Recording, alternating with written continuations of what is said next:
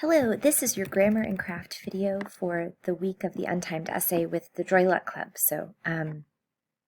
It's really about integrating the lesson I'm about to give you into that essay. There's no assignment, it's just a lesson on conclusions. So you don't have to write a conclusion separately. Instead, just apply the lesson that you're getting now as you write your untimed essay this week. All right. So conclusions are really about craft in the end, and that's why I'm including it in grammar and craft instead of organization. They're not an essential part of your argument. In fact, in a timed right environment, it'll be the first thing that I recommend you cut if you're really running out of time. There's a way to artfully make a concluding sentence onto a body paragraph if you need to. And so they're not essential. They're really just beautiful brushstrokes that can get your reader and you closer in your heart to the argument that you're making. The introduction is the place where I recommend you stick to a structure, to specific tasks. I recommend that because an intro needs to just get to the argument. A long, artful, brushstroke-filled introduction doesn't really work in an on-demand setting. It sort of feels like somebody who's telling a story, but they're taking way too long to get to the point. You want your intros to be snappy and efficient. But the conclusion is the place where you can be that. You can be more expansive, it can be more free-flowing, it can be a creative analysis sounding space. Every prompt is going to include the language, how does this illuminate the meaning of the work as a whole? That is your invitation to go broad, to go beautiful, to go big with your thoughts, to take a step back from your argument and wonder out loud and on the page, why does this matter? What does it mean for the book?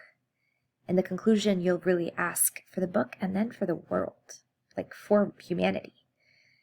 It's a daunting task, but I'm going to show you some things that I've found can be effective and to make it clearer, more comprehensible, how you can get to that space. But first, more metaphors. So imagine that your essay is a journey up a mountain to a beautiful vista. The thesis is the signpost that says, trail this way, scenic view ahead. It's the one that tells you where to go. You have to take your idea up to the scenic view. The argument you make is the path. If a well-rounded argument is that satisfying feeling that you get when you've climbed a mountain and you reach the top of something difficult and worthwhile, then a conclusion is the beauty from the top. An okay conclusion is the equivalent of getting to the top and realizing, okay, this is nice, but that was a great hike. A good conclusion will reward the reader and you with this equivalent of looking out over something amazing and saying, what a beautiful view. Okay, metaphors. What does this look like? How do you do that? I have 3 tips. 1, a good thesis will have a clear scenic view idea embedded in it of why the idea matters. The quote-unquote meaning of the work as a whole. So a good thesis is key to a good conclusion because, of course, a good thesis is key to a good essay, and a good essay will land on a good conclusion. But still, it's nice to know there's a particular place, that one sentence, where you can focus your efforts to make a really good, lasting conclusion, and it's the thesis. The second tip is strong order of ideas in the body paragraphs, saving the best for last. And then the last is a zinger sentence at the end. I'm laughing because so much of this does sound like craft. It sounds like things that you have to think about when you're writing your own story, but that's good. All right, so thesis. A good thesis is key. A good thesis has the scenic view already in mind, a sense of this is what it's all about. This is why that matters so much. And here's what it can look like. I'm going to show Eden's again as the model. Eden wrote, Ralph struggles to free himself from their savage power and ultimately from the savagery within himself. That I circled there, that's the promise of the scenic view. That's the idea that she's going towards.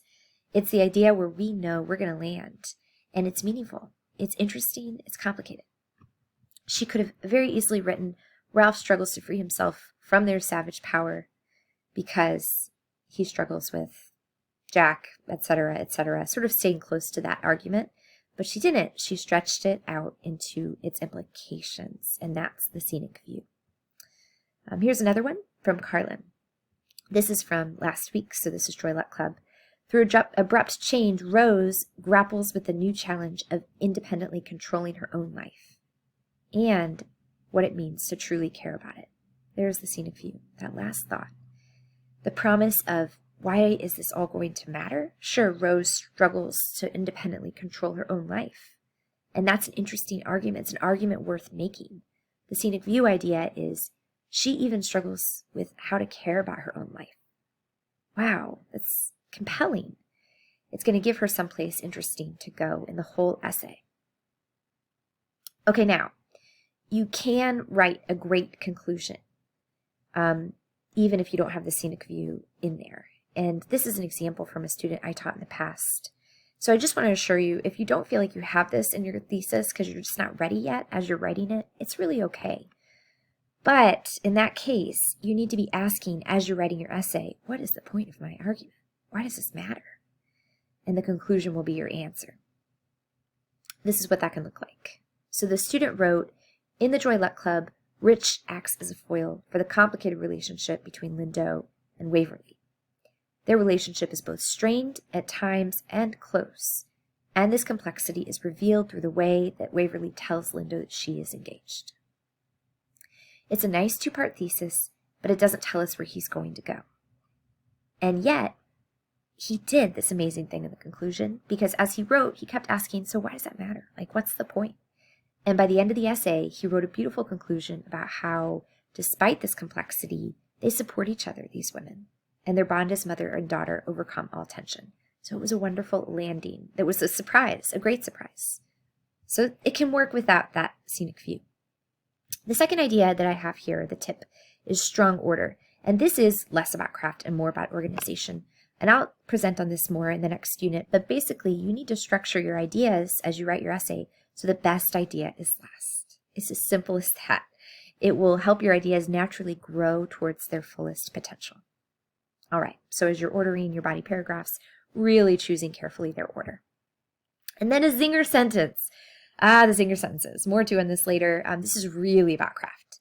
So you want your last sentence to be the second greatest sentence in the essay. It's the kicker. It's a bit of razzle-dazzle, but it matters. You want to drop the mic at the end. You want that argument to really last in the room and sing in the room. How do you achieve this? Well, there's lots of ways. These are craft suggestions. You could slow it down. You could use colons. You could use hyphens. You could use, or dashes rather. You can use points of ellipses just to slow the flow down and get your reader to stop with you. You could speed it up. You could do a quick, snappy, staccato sentence. Or you could try some hedges. I always recommend against hedges in the argument. You shouldn't hedge in an argument. You should say boldly what you want. But in a conclusion, it can be really effective to say things like, maybe that's what it's all about. Perhaps life is really just one tall hedge. We try to see over it, and one day we will. But for now, maybe it's best that we don't know what's on the other side. It's the maybes, the perhaps. Kind of allows me to say something that's a little outlandish, something that's a little bit far-reaching. And that can be effective as well. There are lots of other ways to write a really good sentence, but these are some that come to mind that I've seen done well. All right. Okay, here's your model. This is Eden's as well, so I asked Eden if I could use hers as a model for the introduction and for the conclusion. Tends to be that when one is really good, the other is also really good. So I'm going to let you read it yourself, and it's already on the discussion board, and maybe you've read it, so you can press pause in a minute here, but I just want to give you a little enticing reason to read it with the zinger sentence at the end. Listen to this. The curtain hanging in Ralph's mind will forever linger, swaying back and forth, waiting to be drawn open again. Wow. So she's using wonderful imagery there for her last sentence that's also compelling. All right, I do encourage you to press pause now and read the whole thing. All right, so you're back.